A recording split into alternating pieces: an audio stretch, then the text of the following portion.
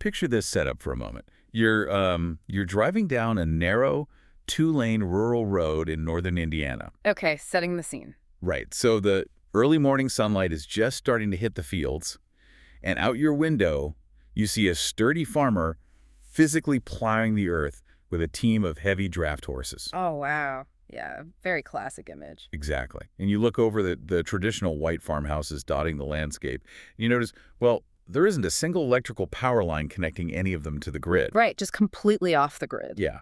But a few miles further down that same road, you pull into the local Walmart.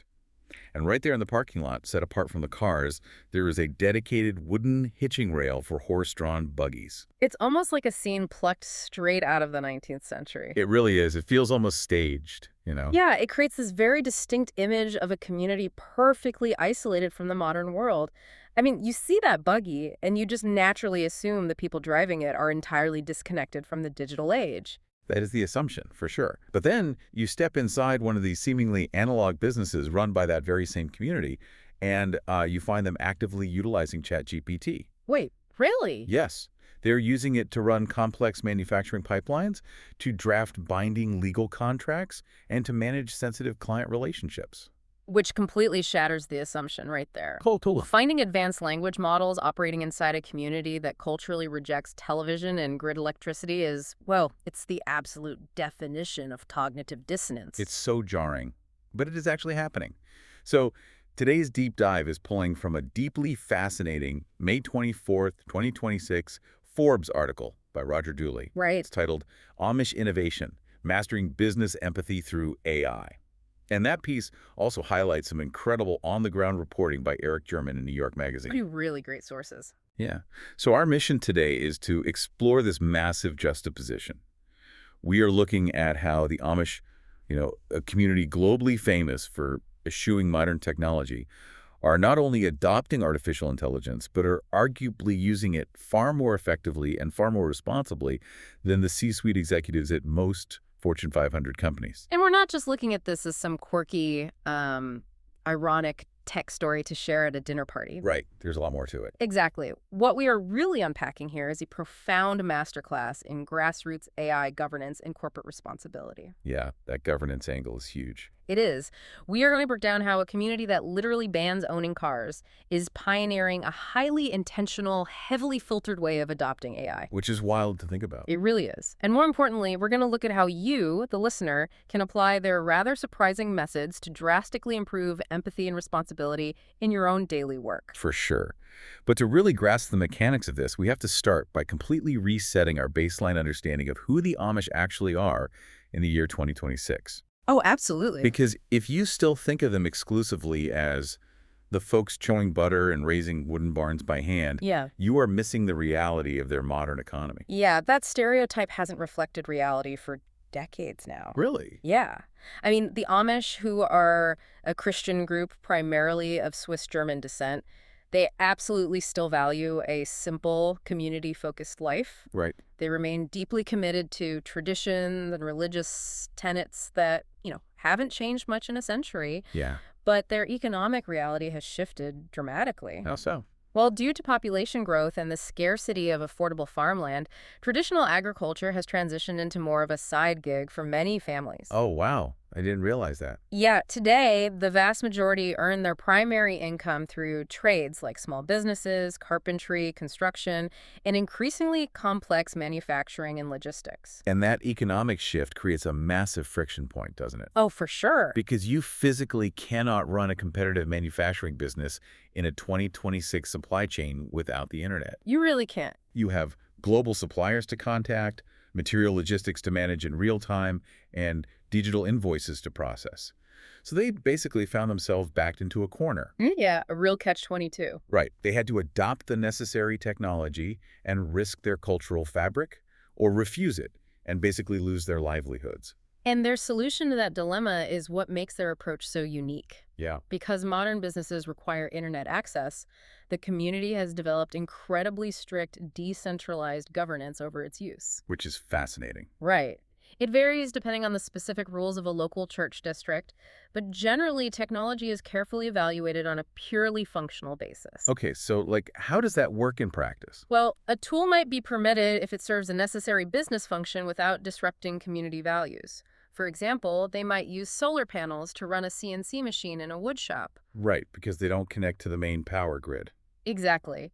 Or they use mobile phones that are intentionally stripped down to just calling and basic logistics apps. Oh, I see. But technologies that isolate individuals or pipe outside entertainment into the home, like televisions or smartphones with social media, are still widely banned. Okay, let's unpack this.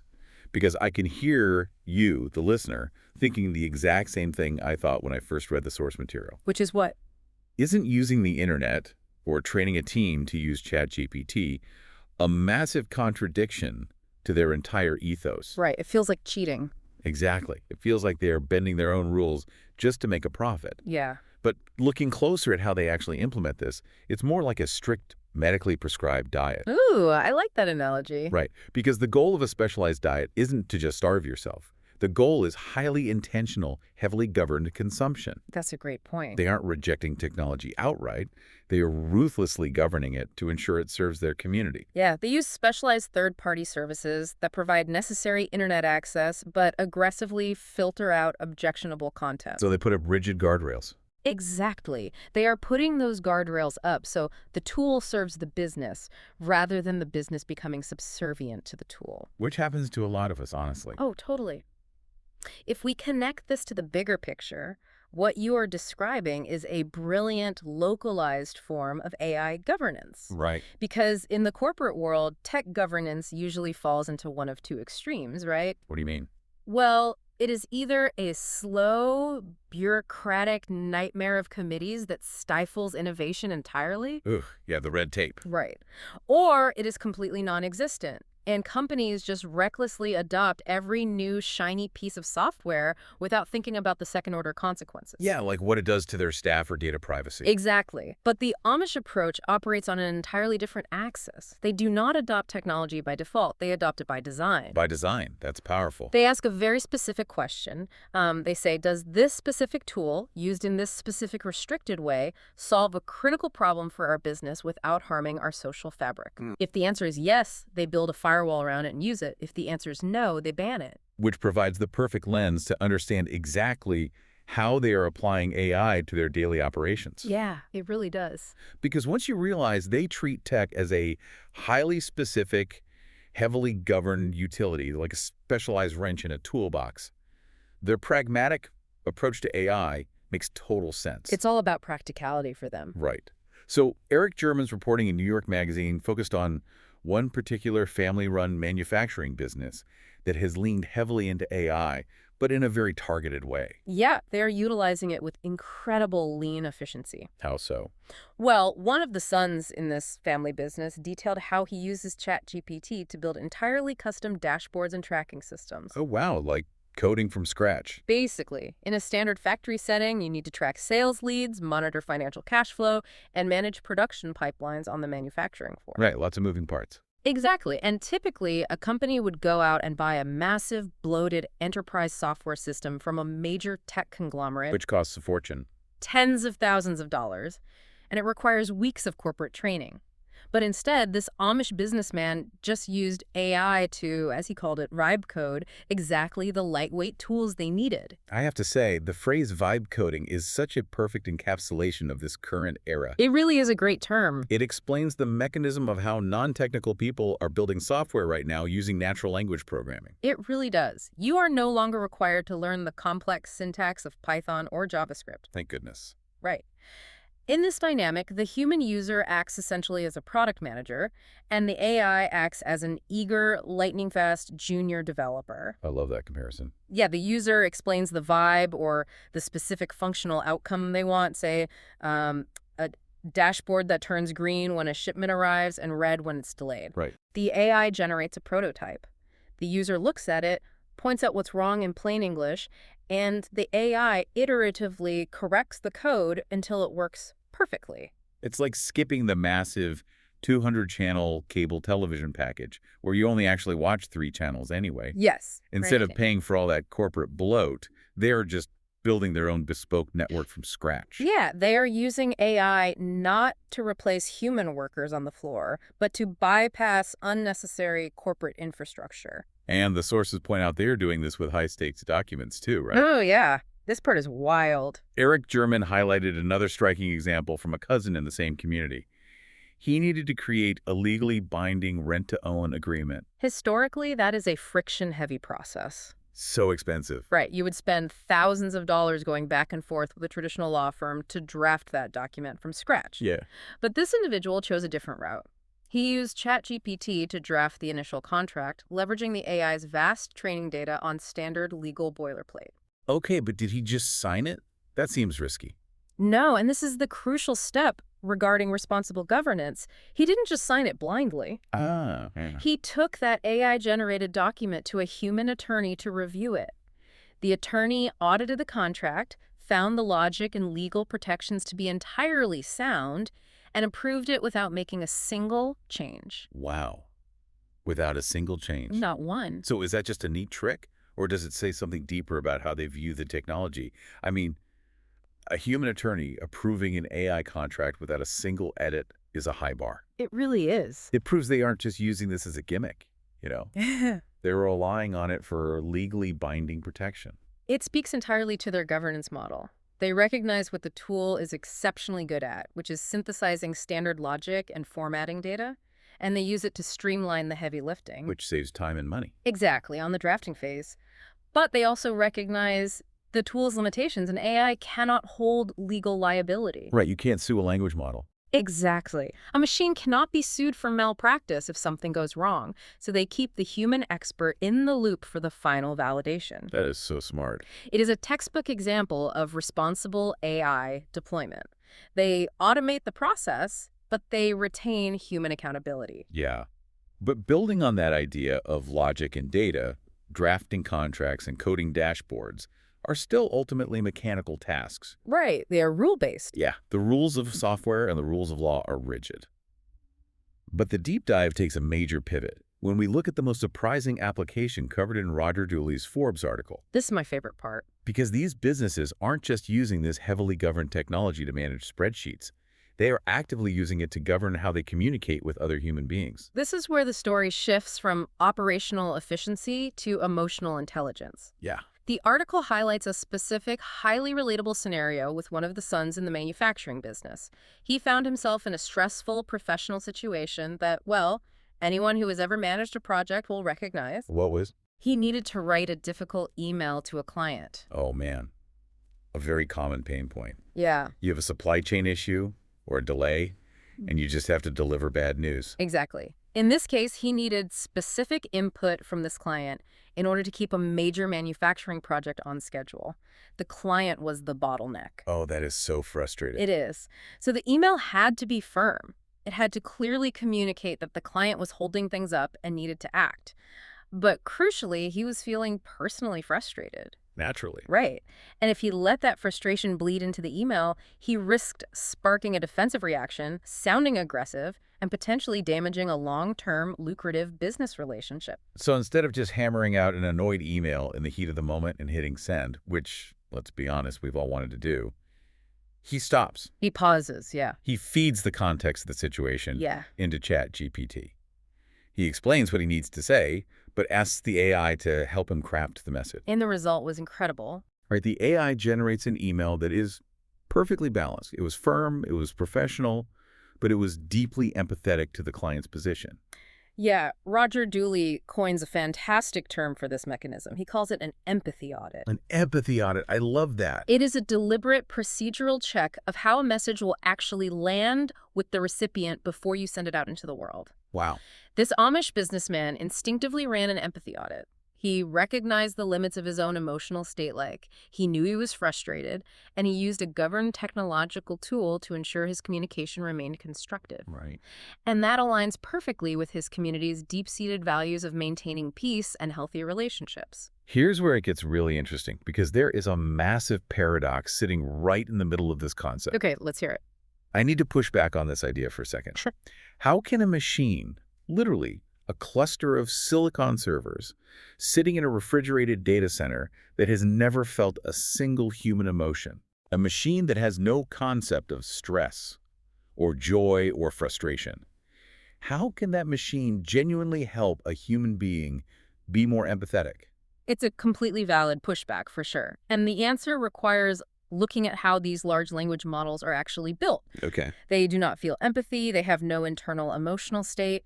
What they possess is an unparalleled ability to recognize linguistic patterns. Ah, patterns. Yes, over billions of data points, reading every book, article, and forum post available, they have mathematically mapped the statistical proximity of words that correlate with specific human emotions. So is it just acting like a spell checker for human emotion? Basically, yeah. Like a standard spell checker doesn't know why the spelling of a word is wrong, it just spots the error. It's a great starting analogy, but it actually goes a layer deeper than a standard spell checker. How so? Well, a traditional spell checker just flags a misspelled word against a static dictionary. An AI empathy audit is actively predicting the emotional blast radius of a sentence. The emotional blast radius, wow. Right, because it has digested so many human interactions. It doesn't feel the empathy, but it mathematically recognizes the linguistic patterns of what empathetic communication looks like versus, say, what aggressive, condescending communication looks like. So it's stripping away the sender's ego. Exactly. The machine doesn't care that you had a bad morning or that your coffee was cold. It just looks objectively at the text and says, if you say it this way, the recipient is going to feel attacked. Precisely. And the data backs up just how incredibly accurate this prediction mechanism has become. Really? Yeah. Dooley points out in his piece that Swiss scientists recently conducted a comprehensive study demonstrating that AI models soundly beat human beings on standardized emotional intelligence tests. Wait, they beat humans? Soundly beat them. And in the world of AI, a year-old study is ancient history. The frontier models available to the public today are even more advanced at parsing nuance, tone, and cultural contexts. Which transitions this from a neat feature into an incredibly powerful tool for responsible relationship management. Absolutely. If your goal as a business leader is to build up your team, de-escalate conflicts, or maintain healthy client relations, using an AI to check your emotional blind spots isn't a crutch.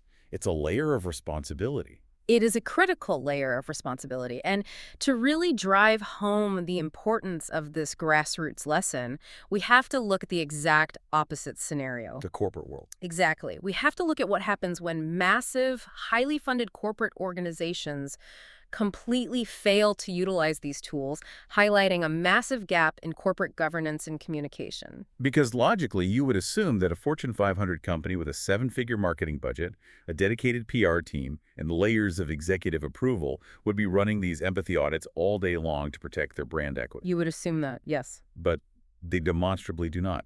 The Forbes article brings up a glaring case study of this exact type of failure involving Carnival Cruise Line. Yes. The Carnival Cruise case study perfectly illustrates this failure of mechanism. What happened there? Well, Carnival's executive team made a corporate decision to announce major changes to their loyalty program.